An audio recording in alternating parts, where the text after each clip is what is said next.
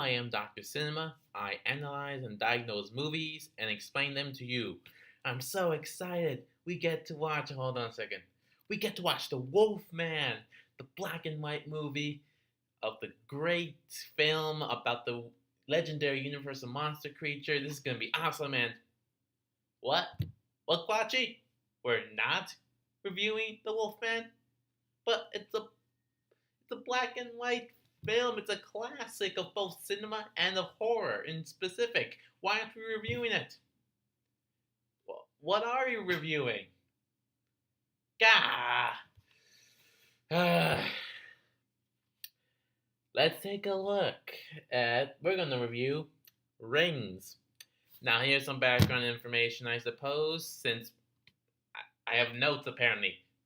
If you prepared quotes for me about talking about Rings, why didn't you tell me we're talking about Rings? Why did you let me think we're doing the Wolfman? Well, fuck you too. Sorry about that. So, according to Quachi's notes, in 2002, an American version of the American movie called The Ring was released in theaters. It's an American version of the Japanese horror film Ringu. Now, the film itself was a small hit at the time and paved the way for other American versions of J-horror films such as The Grudge and Dark Pulse and many others. However, if you were to look at The Ring today, a lot of it just doesn't quite hold up. But there is that one scene at the end of the first film that's just so iconic of the horror genre that it almost makes it all worth it. Almost. Still a little bit bad taste. But it's a fine film. A few years later, in 2005, we've got The Ring 2, which was pretty much bashed by everyone. It set place a year after the first Ring movie. It focused on a copy of Samara's videotape going around in the town of Oregon. And that was sort of like the main plot of that movie. But in both of those films, it focused on a woman named Rachel and her son, Aiden. And they discover a bunch of Samara, the girl from the videotape's past. You know, the videotape where if you watch it, then the voice calls, and 7 days later, you die. And they discover a lot about Samara, that her adopted parents pretty much killed her, and that she had a biological mother that tried to kill Samara as an infant as well, and is now in a psychiatric hospital. Her name's Evelyn. But the second film was awful. First film was alright by today's standards. Now, the third installment of this American version of The Ring was in development hell for a long time. For a while, it was thought it was going to be a 3D movie, which could have been alright. But of course, they did not take that route. Actually, this third installment, named Rings, while it's more creative than The Ring 3, it was originally set to come out of October 2016, but they pushed it back to February 2017. Why did you do that? I mean, yeah, it still ended up being a box office success, but don't you think releasing in October would have helped out a little bit? But anyway, after being in development hell for so long, it's finally here. Rings, not the wolf, man. God damn it, Quachi. Let's get right into it, shall we? So, The Rings that takes place 13 years later after the first Ring movie. Why don't they mention how long it takes after the second Ring movie? Do we not really focus on that, or what? Well, apparently it does, because it starts off on an airplane where a guy and a girl are talking. Like, I know they have names, but they're just basically there to die, so who cares? They're talking. Apparently they both watch Samara's videotape, but they're supposed to make copies of it and to pass to other people, which is sort of a continuation of the second Ring movie, because it focused on a copy of Samara's tape circling around a small town. So I guess that's a connection. But it turns out the girl did not make a copy and move it along, and so the plane begins crashing down because Samara takes over, taking those two people as well as anyone else that was on that plane with her. Now that all took place in 2013, so wait, what? Wait, 2013? Why? You said it's 13 years later. In fact, the next scene, it's actually set in 2015. In fact, wait, why isn't this not set in 2017? I have. Why is it not set in 2017? Why is it in 2015? And then why is this one scene from 2013? Your timeline makes no sense, movie. God, I'm already frustrated. We're not even getting to the main characters yet. I'm sorry, I've only seen this movie once in theater, so I'm going to need a reminder of what exactly happens again. Oh yeah, so after the plane crash, 2015, a college professor Gabriel, played by, holy crap, wait, Gabriel, that's Leonard from Big Bang Theory. I guess he finally got away from that crazy Sheldon, and ditched Penny too. He's some sort of like flea market of some kind, and he finds a VCR tape, and he ends up that used to be owned by the guy that was on the plane that got killed, and he buys it, takes it back with him, watches the videotape, and after watching the videotape, begins noticing supernatural stuff, looking out the window while it's raining. Actually, kind of a nice shot. Then it cuts to elsewhere. Focus on Julia and what's the guy's name? Holt. Why didn't we watch what Gabriel's reaction was? Why? So apparently Julia's seeing her boyfriend Holt off to college, but they promise to stay in contact through FaceTime and such. But he begins falling out of contact. She becomes getting concerned, and while in one time when she's trying to FaceTime, but one time, like, actually she gets a FaceTime from Holt's computer, but it turns out to be some girl named Sky asking where Holt is, saying she doesn't know, and this one girl, Sky, seems pretty rattled and pretty angry too. So Julia decides to go to Holt's college and notices that in the bedroom that there's some notes about a Professor Gabriel, and he goes to his lecture hall, begins asking about him. He doesn't really reveal much and just walks away. But she manages to follow.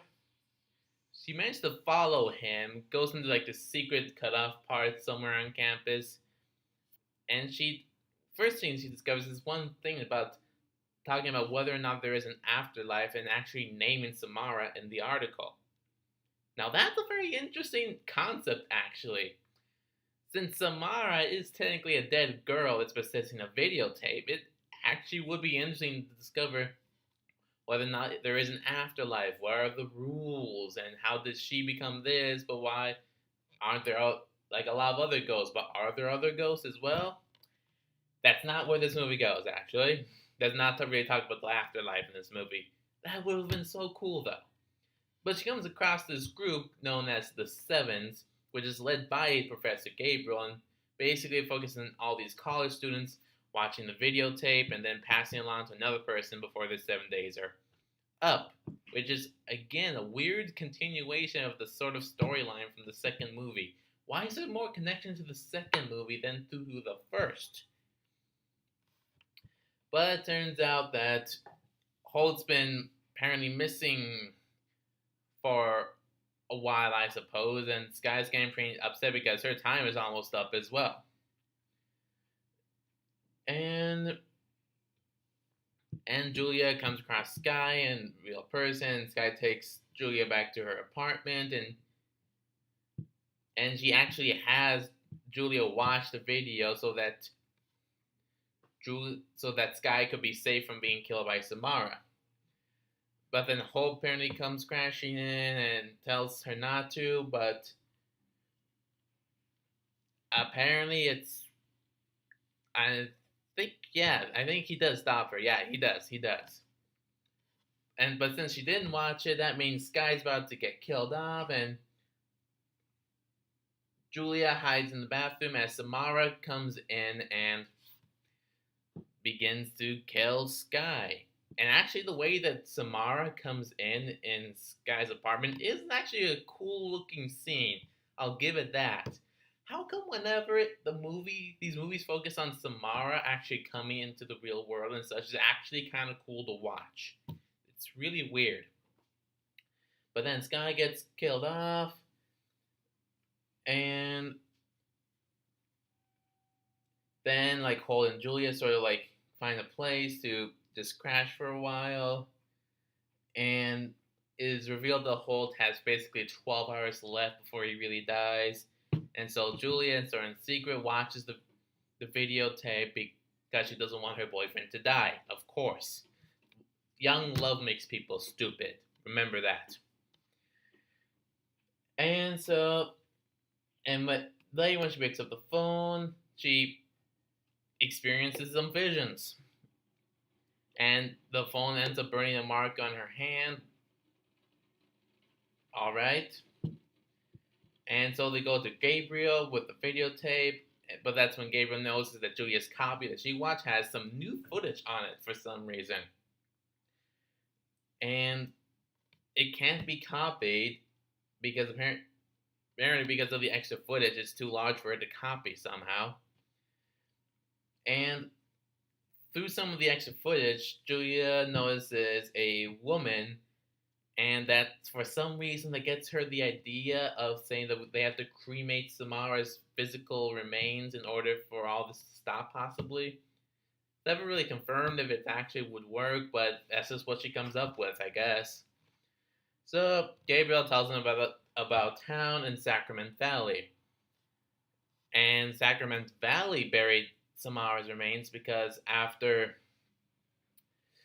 the residents of Moesco Island, the place where her Samara's adopted parents raised her, refused to give her proper burial. The people of Sacrament Valley were the ones to actually give her proper burial and have her remains rest there. And Gabriel notices that the mark on Julia's hand is actually read in Braille, and he translates them. And he says he'll translate it for them as they go off to Sacrament Valley. And once they get there, Julia and Holt discover like an unmarked tomb, and they break in to try to see if that's Samara's body, but it turns out that it's an empty tomb, which is, I don't know, that is weird because not everything has to be filled right away. I don't know what I'm talking about.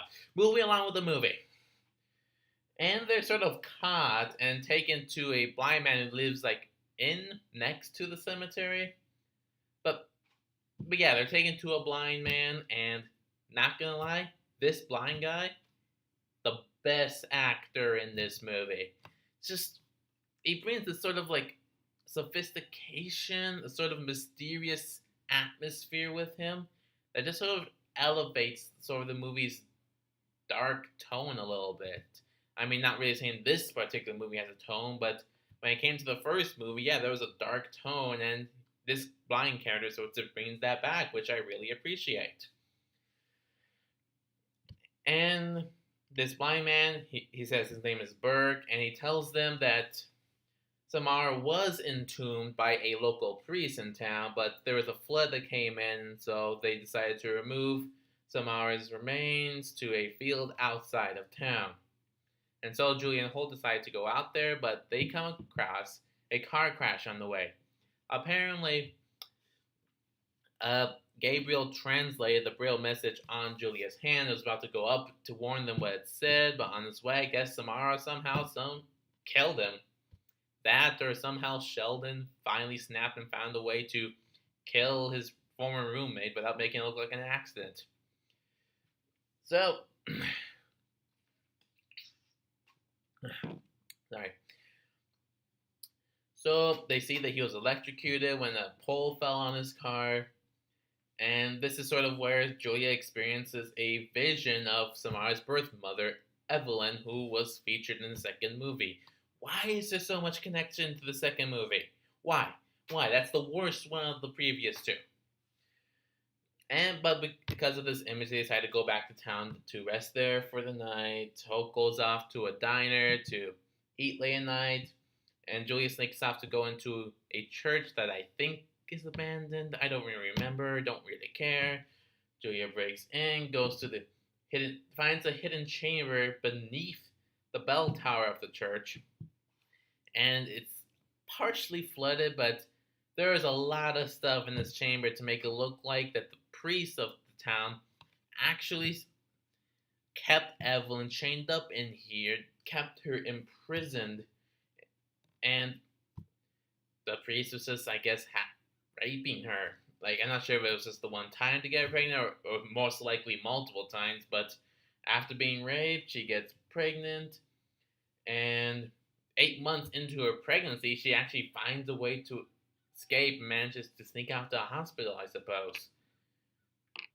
But I guess the priest was never really brought in or anything. Like, the priest pretty much still somehow got off scot free somehow. I don't know how. They probably mentioned the movie, but I kind of blocked it out, I suppose. So Julia visits the blind man Burke at his house and tells her about the information that she discovered about the priest. But during this, he attacks her, and when he attacks her, he reveals that he is actually the priest. He is the one that forced himself onto Evelyn and got her pregnant.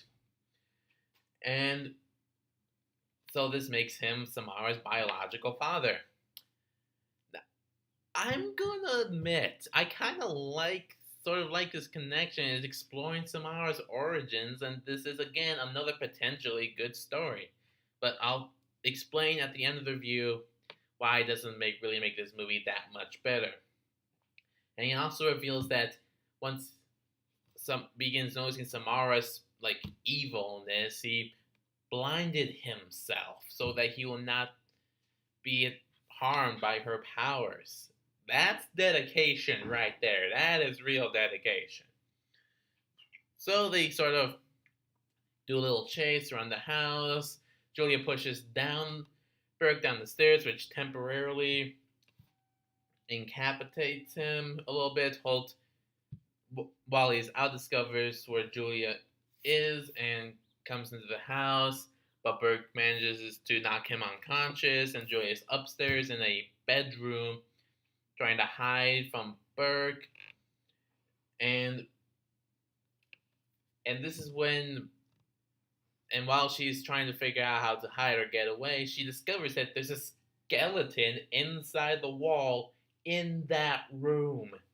And obviously this has to be Samara's body because it's the size of Samara when she was killed, as we saw in the first film. This is some creepy shit. I mean, if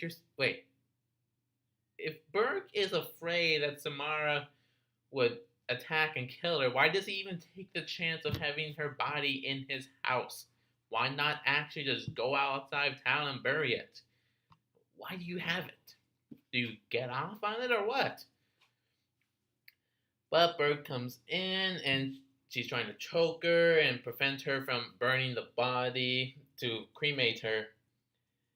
And he says that cremating the body would unleash an unspeakable evil into the world. Probably should have taken that into consideration. But he also reveals that Julia is actually the 12th person to come up and try to cremate the body, but he killed all the other ones. Why didn't we focus on any of them? When did this happen? Movie, explain. Show some indication or something. Why didn't Gabriel mention the other people try to come up and try to cremate the body? Did he not know, or did he completely forget about it, or did for some reason he decide not to tell them? What? But suddenly, some Cicades enter the room, soar everywhere, and Julia's phone is on the ground. It plays Samara's footage, and she appears out of the phone as the Cicades swarm around her. I gotta admit, that's some pretty awesome looking scenery right there. That's a pretty nice shot. And get this. Samara cures Burke's blindness. Yeah, Samara cures her biological father's blindness. And as he gazes upon Samara, Samara kills him. Are we sure Samara isn't the Antichrist? She cured blindness. She apparently has no real limitations. So, is she the Antichrist? I want to know. I want to know. So after Burke's dead, they cremate the body to, I guess, in an attempt to appease her spirit, and they return back to Julia's home. But the movie doesn't quite end there. They next show Julia getting out of the shower as she begins like choking a little bit and something in her throat. But before that, Holt checks his phone. There's a voicemail from Gabriel before he died, who warns him about the Braille and saying that when translated it says rebirth. And Julia first peels away from skin under where the burn mark was to reveal some gray, sort of decaying skin underneath, which is kind of weird. And she begins coughing up some hair, pulling it out of her throat, a scene that's been seen in pretty much every trailer, which actually looks kind of disturbing. She gets it all out, and apparently Cicada comes out of that mess of wet, choked up hair. And apparently Holt discovers that on her laptop, I think, that Julia's copy of the videotape, which was online, is somehow sent to everyone on her contact list, which apparently suddenly makes it instantly viral. That's not how going viral works. It takes a little bit of time before it gets to that stage. But anyway, it sends to everyone that she knows, and it keeps going despite disconnecting and trying to turn off the computer. And as Julia tries to wipe away some of the condensation on the bathroom mirror, it feels that it's not her face, but Samara as it looks back to her. I gotta admit, as much as I like this ending sequence as much as I just like this ending sequence, it's confusing. So Samara is not dead. Why didn't that appease her spirit? How is she able to be reborn into Julia? Does that mean like Julia is now possessed? Does Julia still have control? Is Samara just going to take complete control over her now? It doesn't explain anything. It doesn't explain. Well, who cares? I suppose the movie doesn't. That is Rings, the third installment of the American version of The Ring. It's not as bad as I was expecting, actually. Now, this film has several good concepts and premises that will actually be very interesting to explore and can actually be critically successful. But it ends up just pushing most of these to the side to focus on one that's just not executed in the best way possible. I mean, yeah, there are some cliche characters and tropes, but there are some pretty nice shots, especially when Samara comes into the real world, like, again, raising from the phone with the cicadas, coming out of the TV that's on the ground, and just that end sequence with the hair and the peeled away skin. I mean, as much questions as I still have, there are some nice shots in here, a lot of good ideas. It just doesn't really execute it in the best way possible. So, at the end of the day, I'm neutral about it, which is more than I can say about Ring 2, which it surprisingly has a strong connection to. But if you really have any, like, deep, like, just need to watch this, go right ahead, but know there's not going to be anything groundbreaking or anything. And that's my review of Rings. Why did he let me think we're going to watch The Wolfman? Why? That's cruel, Quachi. Cruel. Well, that's the review of Rings. And this more or less finishes up the first week of October. I don't know if you include Saturday or Sunday as the official end of this week, but this is the first week of October, and I'm having some fun. I hope you are too. Like, comment, subscribe, share. And this is Dr. Cinema with his bitch ass friend Quachi. See you guys next time.